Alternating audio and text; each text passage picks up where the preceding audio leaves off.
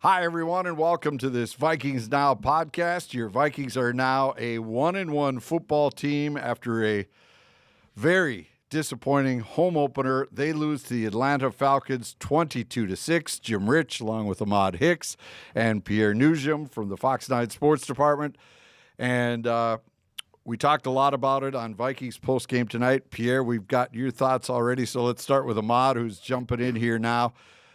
Just where does this team go from here? Because fans are really seeing some dark days ahead, perhaps, for the Vikings. I would just say everybody take a deep breath. Like, this is the second game for J.J. McCarthy. They don't have Christian Darrisaw. They didn't have Justin Jefferson throughout all of training camp. They don't have Jordan Addison right now. Like, I think I've been the only one on record that said, like, this offense will struggle through weeks 1 through 8. I think that you need time for Darrisaw to come back. I first reported that he would miss the first 3 to 4 weeks of this season. You don't have Addison for 3 weeks. I just think, how hard is it to build?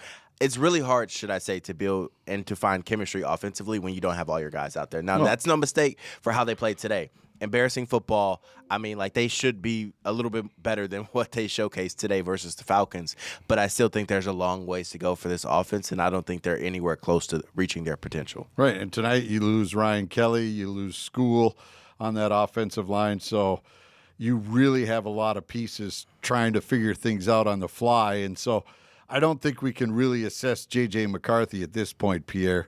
But you, unlike Ahmad, are more disturbed than he is at this point? I don't know if I would say I'm more disturbed. I will say, though, that, you know. I meant about the game. Well, yeah. Oh, yeah. I'm glad you cleared that up. Yeah, they played 8 quarters of football, and 7 of them have been terrible. Yeah. That's the reality. I know that you're not at full capacity in terms of the personnel, like Ahmad was just saying, in terms of health along your offensive line.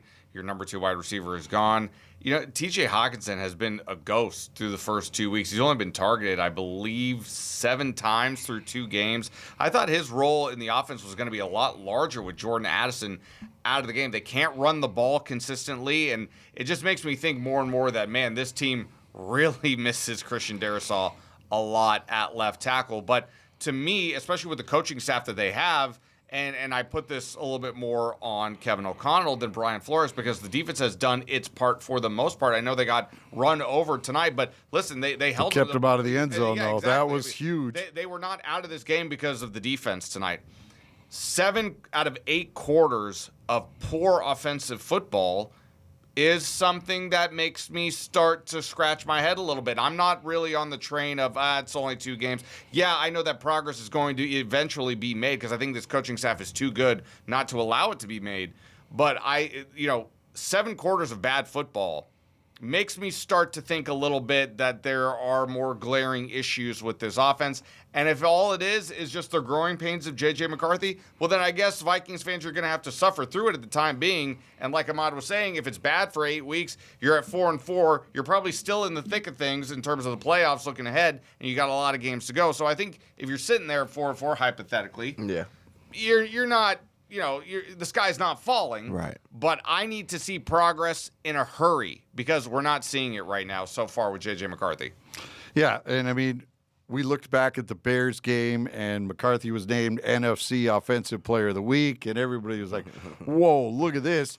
Then we watched Detroit play Chicago, and they run up 52 on the board, and you're kind of thinking before this Viking game against Atlanta, well, wait a minute, how much stock do we really put in that Bears win if they give up 52 to the Lions and the Vikings eked out a 3-point victory?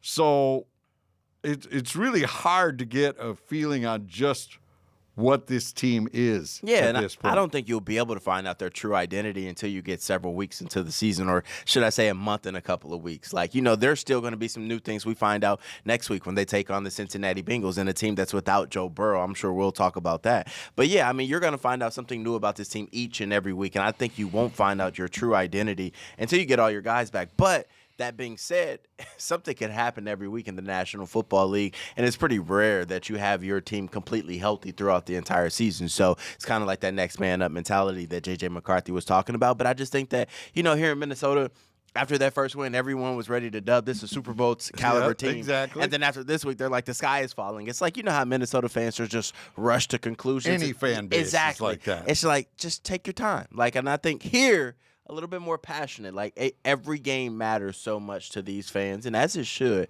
But I think it's a long season. Like, let's just take our time a little bit. All right.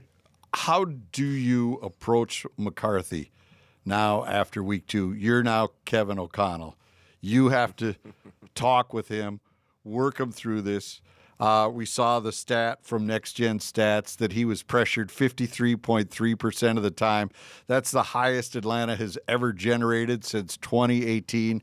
He had 0 time in that game against the Falcons.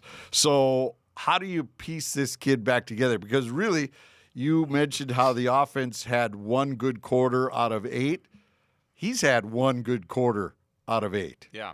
Yeah, and he missed a throw tonight to Jalen Naylor, though. Right, that would have changed the whole game, perhaps. The pocket was cleaned in, too. He just, I mean, when I kind of chuckled at myself a little bit because I was like, well, there goes, that dispels the notion of he doesn't have a strong arm. Like, he overthrew Jalen Naylor, for crying out loud. And he's speedy. Yeah, and he's speedy. And that's the thing, too, for me. It's like, I don't care about arm strength as much as I care about accuracy. Accuracy is what matters. I think in this situation, especially if you're going to be down more offensive linemen, you're going to have to get the ball out of his hands fast. You're going to have to start drawing up plays in terms of trying to get the ball out of his hands quickly so he can just make those quick decisions, get the ball out, get a rhythm going, get your timing going. And, you know, if you're going to put him in the gun and give him an extra second, I don't really know exactly what, in terms of your question, what Kevin O'Connell, but what the quickest remedy for me is you got to get the ball out of his hands quickly. All right. Especially if the left side of that line, if Walter Rouse is starting at left tackle next week, I'm buckle up, folks. It's gonna be an exciting ride when the Bengals come to town. To me, the initial answer is get the ball out a little bit faster, see if you can get it a little tempo going. That would be my solution. But you got to run the ball better as well, and they haven't done that in 2 games. No, I mean, they didn't run it when everybody was healthy at the start of this game effectively. You know, the only time the running game has gotten going was in that 4th quarter, really, of the Bears game, especially with Mason doing the damage. But tonight, the longest run was 16 yards, and that was by J.J. McCarthy. Yeah, that's not good. I mean, you're not going to win a lot of games when a lot of teams don't break a lot of long runs. But yes, if your quarterback is, bursting off the longest run of the game, then that signals you have a few other problems offensively. I think right now they're still trying to figure out their identity. I mean, I don't think they know what they want to do offensively, who they trust in, what they trust in J.J. McCarthy just yet. I feel like the offense we're seeing right now won't be the offense we see in week 13 or 14. Like, that's my big, bold take right now. I think they will improve. Things will start to slow down for J.J. McCarthy. We see it with all, quarterbacks in their first year playing, at least the good ones, they're able to kind of, take a deep breath, process things a little bit quicker and, start to make some throws and, play a little faster. But like we always say, it's hard to do that when the guys up front aren't consistent.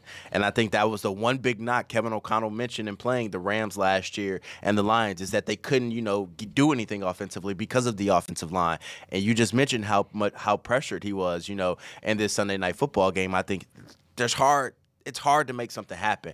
And I know I was blasting Kevin O'Connell in game 1, like, you got to take some chances. Like, you got to start, the offensive drives with the bigger play. Like, I know Pierre said, be quick, and you can't go deep because you got a bad offensive line somewhat, dinged up. But I think you got to help JJ out and open up this offense. Like, push the ball down the field like they do on the final couple of plays of the first half when they go get these field goals. 50 yards and to then Justin you can Jefferson. start to dink and dunk, get in the rhythm. But I think this defense is just daring J.J. McCarthy to throw, and they're loading that box up, making everything, miserable for everybody else. Well, let's get into a couple of the play calls that people have questions about. He had those one series where McCarthy looked the best. He hit Jefferson, then he hit Naylor, stepped out at the 2. So you have 1st and goal. And instead of just giving it to either Aaron Jones or the other back, Jordan Mason, thank you. The officials stand over the ball because O'Connell said in his post-game presser that he thought the Vikings were still making changes. And so it's his job to stand over the ball to allow the defense then to counter that. So you can't do a hurry substitution offensively and then not give the defense time to get things going. Well, that irked O'Connell because he wanted to try to surprise him with a quick pass, but then the Falcons had time to adjust to it. So that was a little strange. But the one that was stranger was, you mentioned the overthrowing of Naylor. That was a 3rd and 1, right? So you go for it all there, assuming that you're going to use that 4th down to go get it because there was about 9 minutes left in the game and you're down 2 scores. So why wouldn't he have gone for it on 4th and 1 after he missed that deep shot? And then why does he not, after this team wanted to grow up and be tougher in short yardage situations, why not give that offensive line a crack at it with Mason or with Aaron Jones? You first. For me, I think you and I were talking about it, Jimmy, when we were watching the game. I think the issue with them punting in that situation in the fourth quarter was because they were at their own 28. Right, but you're down 2 scores. You've done nothing all night. Yeah. And then you took that deep shot. So if you weren't going to go for it on 4th, then you don't take that deep shot. Yeah, I would agree with that entirely. I really would. That's just my only explanation as to what I think was probably running through his head. We're at the 28, but you are down 2 scores, and it's under 10 minutes to go. So, you're probably only going to get one more possession. With the way Atlanta was running the ball, you could probably only count on having one more possession. So you have to try to steal a possession there. I don't care if you are at your own 28. It's 15-6 at that time. You got to try to at least get 3 on this drive to give yourself a chance. And, yeah, I was confused as to why they punted in that situation as well, particularly when you look earlier in the game when they went for it a couple of times already on 4th down. They tried deep in their own territory early in the game. They did it to snap twice. up the life.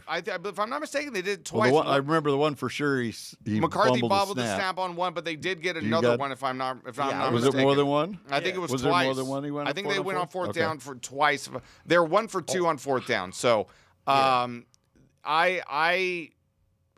and that was a 1-score game at the time when they went for it on 4th down in those instances. So, to not go for it when you're down 2 scores, regardless of where you are in the field, given the time that was left in the game, I thought that was a questionable decision for sure. Yeah, I mean, I'll start with the J.J. McCarthy fumble on the goal line.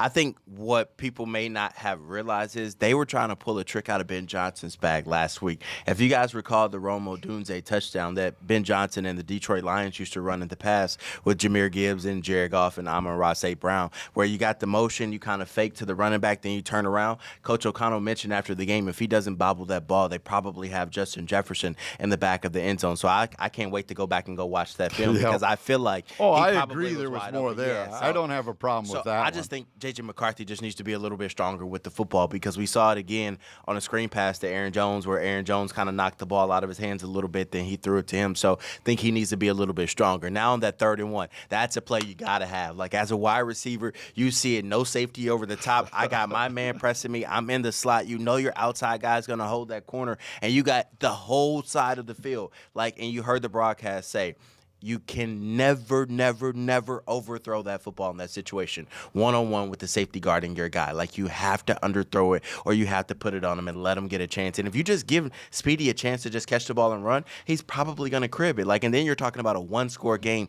But I understand where Coach O'Connell was coming from. At that point, it's a 9-point game.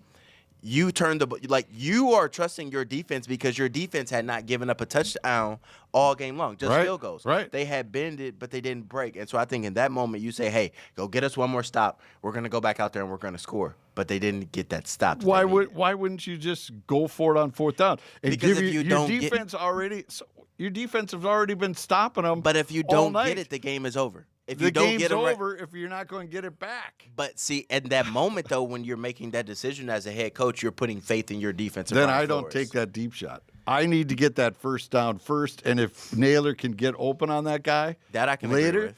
then I dial that up. But sometimes you don't get those situations. No, or I looks know. You without don't get that the look that scenario. you're looking at, Yeah. and you don't get that idea. If I'm playing look. video games in that situation and I'm down 9 and it's in the fourth quarter, I'm getting the first down like you're saying. But if I'm Kevin O'Connell and the way the game is drew up, he honestly called a perfect play. And if J.J. McCarthy makes that throw, we're talking about something completely different. Of course. Right now. So Of course. But I think it was the right play call. You have to give the offense confidence. For sure. Right? And all they needed to do was get 1 yard. Yeah. So you're asking those guys, what can we do here? Because you trusted them earlier. They were 1 for 2 on fourth downs in the game.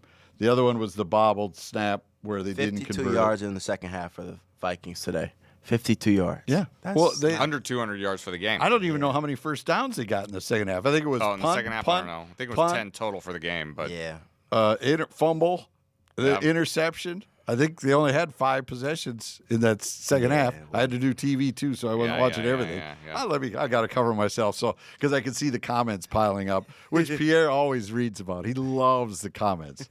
Please, I do, actually. give us your thoughts. I do. Look, I think it was a bad game, but I think the sky is not falling.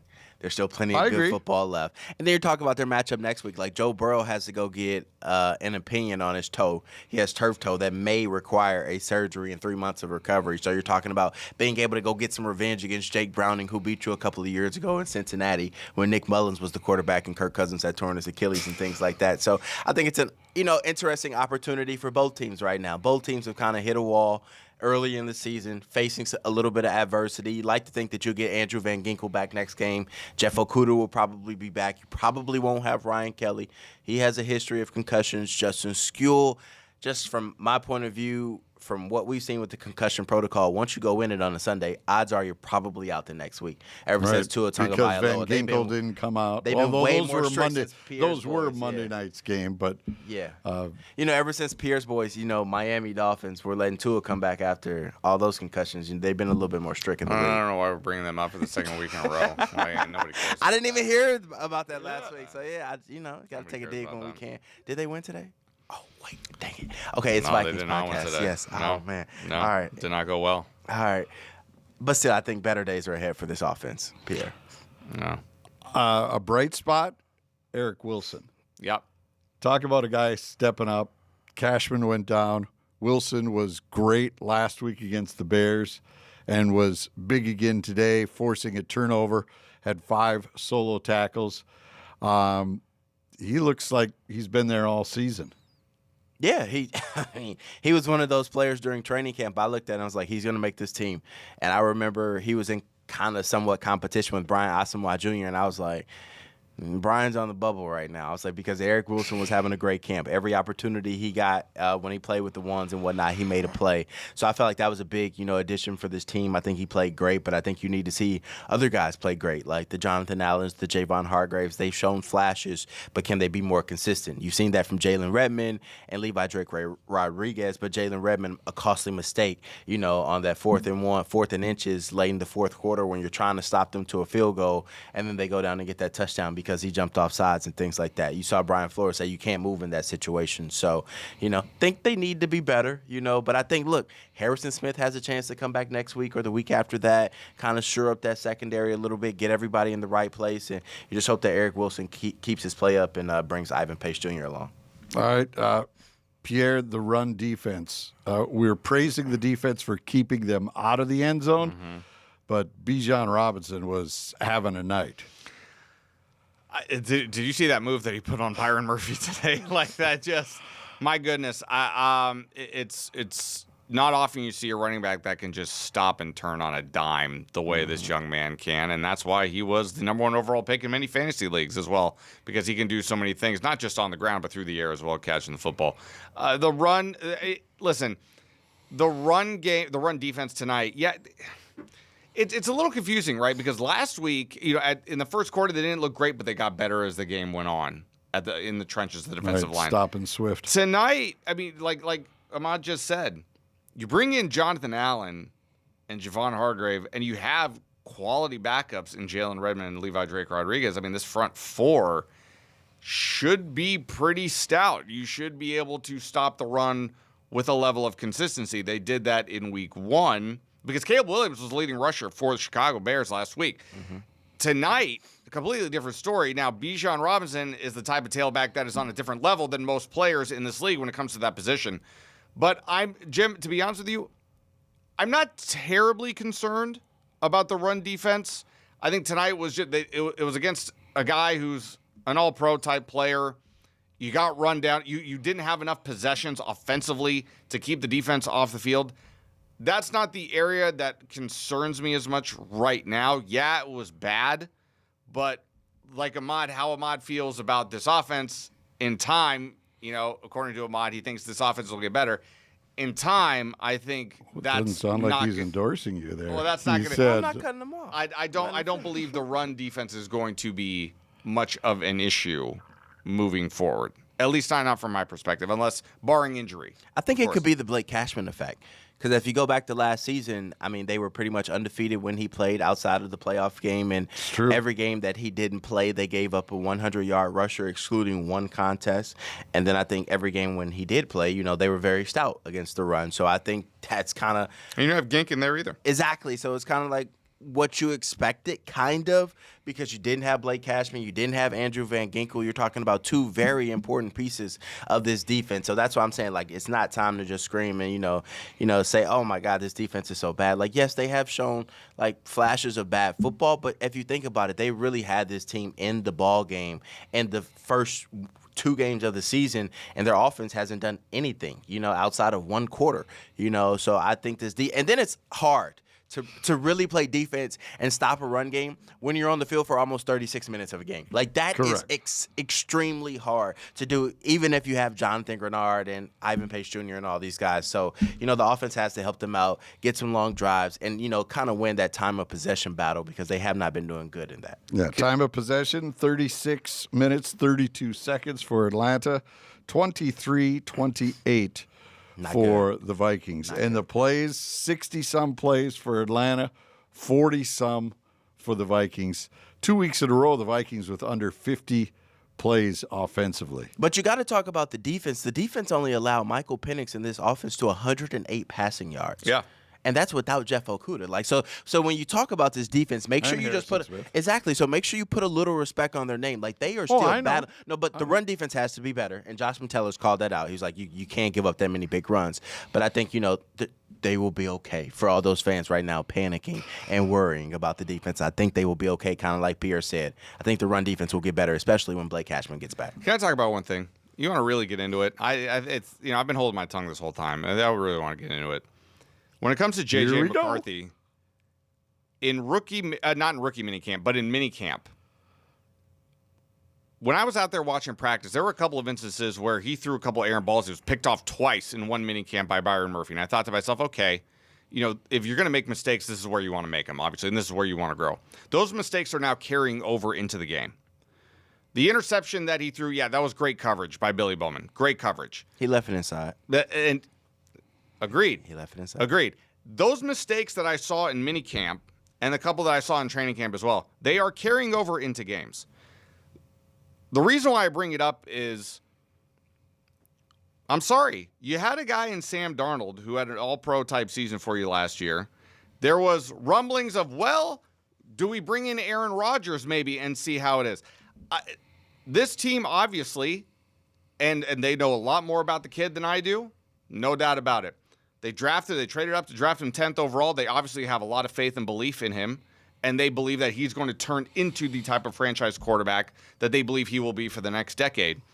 But I have a problem with when you have a young quarterback who hasn't played a down of pro football. He was anointed the starter without any competition whatsoever. You trade for Sam Howell. That got botched. You bring in Carson Wentz. J.J. McCarthy was anointed the starter based on nothing.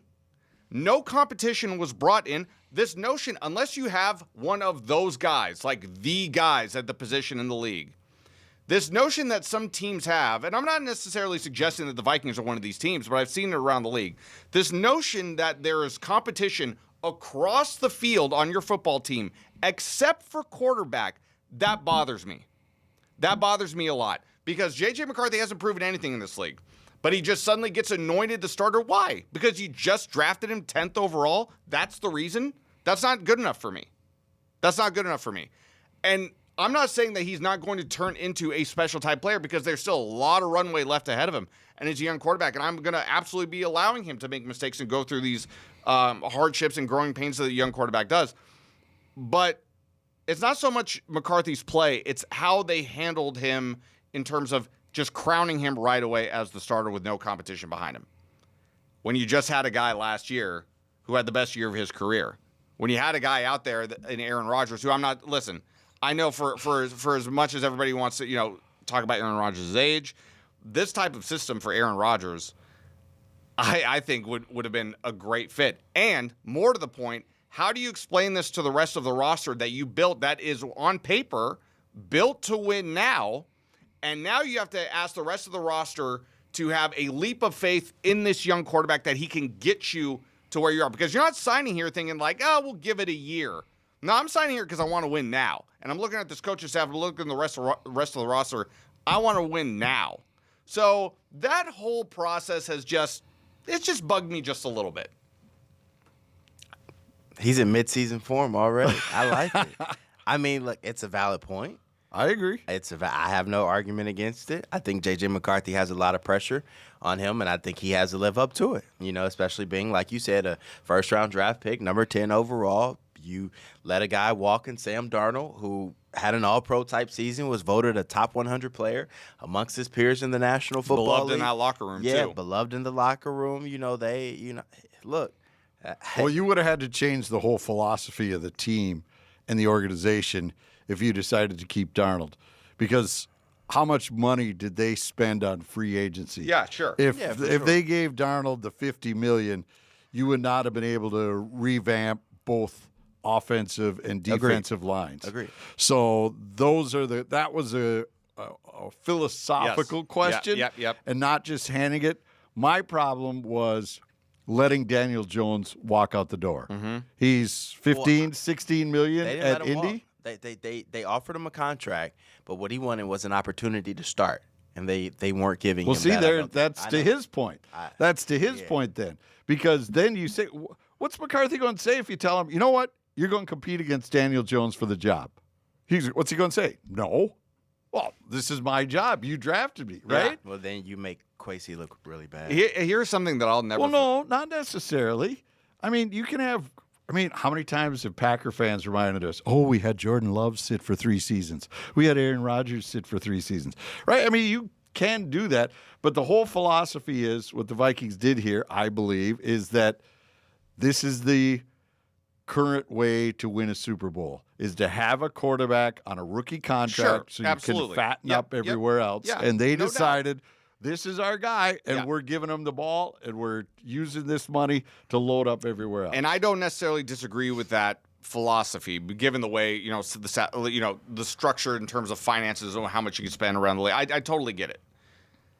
But one thing I will never forget is over a decade ago, the Seattle Seahawks paid Matt Flynn a truckload of money to come in and be their starting quarterback. And what happened in training camp? I'll say it didn't last long. A third-round pick by the name of Russell Wilson wins the job in training camp.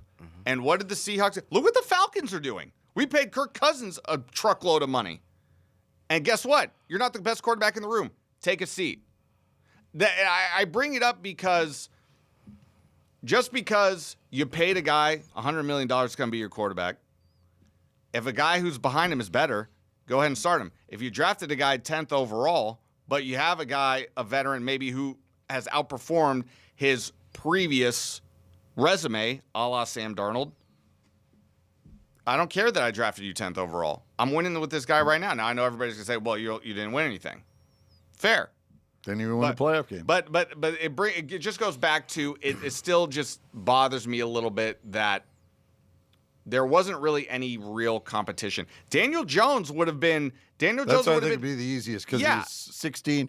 And then, he says he's getting 16 from Indy, getting a chance to start. Fine, we'll give you 20 to stay here. Indianapolis drafted Anthony Richardson 4th overall. Right. What's he doing? He just got beat out by Daniel Jones.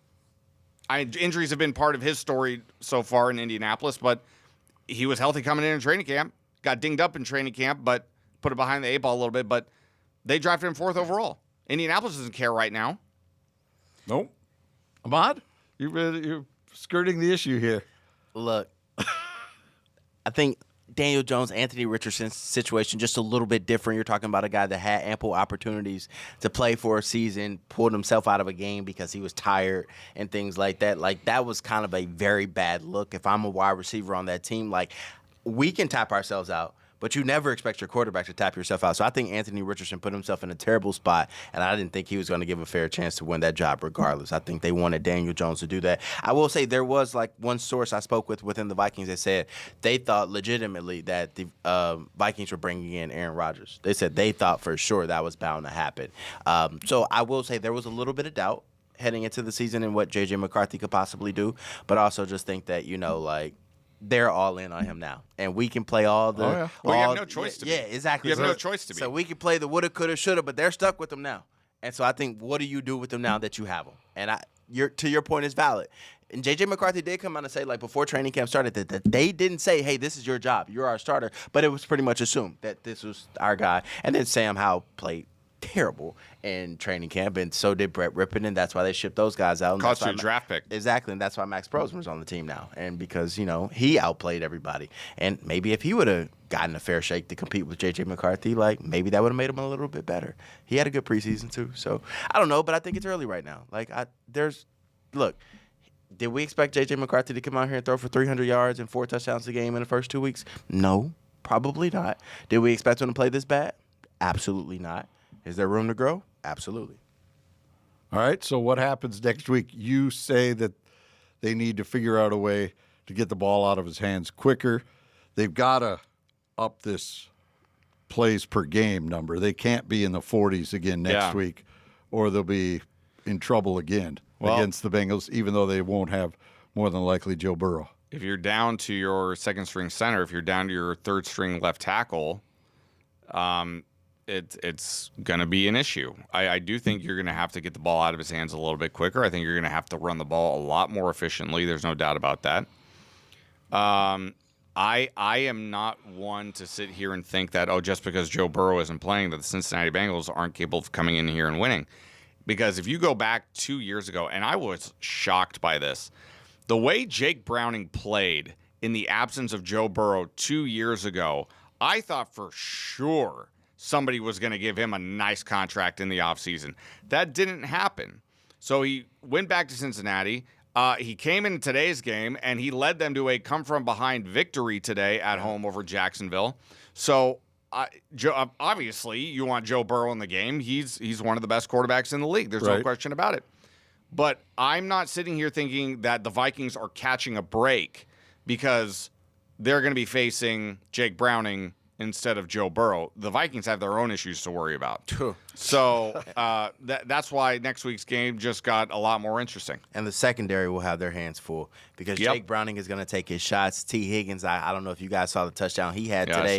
Go pull it up. Monster play, the run after the catch. My goodness, Jamar Chase, one of the best wide receivers, if not the best wide receiver in the game, 1A to 1B, him and Justin Jefferson. So it's going to be an exciting week. And like Pierre said, I don't think it's like one that you can look at and be like, all right, well, we got this dub because, Joe Burrow may be out. Like, they still will have their hands full. Like, Jake Browning did beat them a couple of years ago, like Pierre alluded to, and he did have, lead his team to a come-from-behind victory. But I think it's a test that they need before they go see Aaron Rodgers overseas and go see the Cleveland Browns and their daunting defense that kind of held Lamar Jackson in check earlier today. So, look, this is a tough slate that the Vikings have this season. Like, there are no easy paths. So, if you say you're good, you want to go to the playoffs, beat good teams, and that's what they have to do moving forward. That's why this one was such a tough one to take. But Atlanta's going to be a good team. Michael Penix is going to take this. Look at what they did with this offense. Drake London is one of those superstar-type receivers will be in the NFL. Look what he did. Only a handful of catches today. Darnell Mooney, you didn't hear from all of these guys that you normally do. Kyle Pitts was somewhat kept in check today. The only player that got off was Bijan Robinson. Tough day at the office, for the Vikings without Blake Cashman and Andrew Van Ginkel. But, I still think that there were some positive signs in this game. They did keep Michael Penix in check, and I think the Atlanta Falcons will be a playoff team later this year. Yeah, that's what they were banking on when they signed Kurt last year. Well, that's true. All right. Anything else anybody wants to throw on the table before we start reading comments? Because we know you'll have plenty for us. No, I think I'm good. I think good. I'm good. See you guys next 1-1 week. going into the Cincinnati game. Man, it kind of sucks that Joe Burrow's not playing. That kind of takes some of the luster off the game next week. When the schedule came out, I was like, oh, that's going to be a fun game at US Bank Stadium, Minnesota and Cincinnati. But I still think it'll be a fun game. But, without Joe Burrow, maybe it takes a little bit of luster off the matchup. Joe Burrow doesn't play defense, and right now, we only care about the Vikings offense. My Yeah, gosh. yeah. So All right, that'll do it for us. For Pierre Noujaim, Ahmad Hicks, I'm Jim Rich. Thanks for checking us out.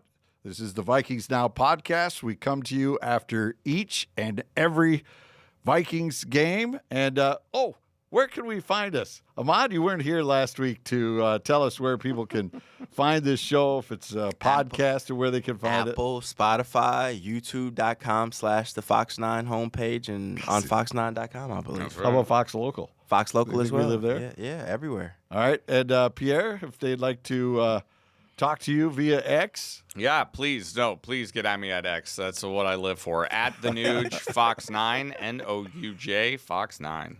Ahmad Hicks TV. Ahmad Hicks TV all together. There you go. Thanks for watching. Unfortunately, the Vikings lose tonight 22-6. We will see you after the Bengals game.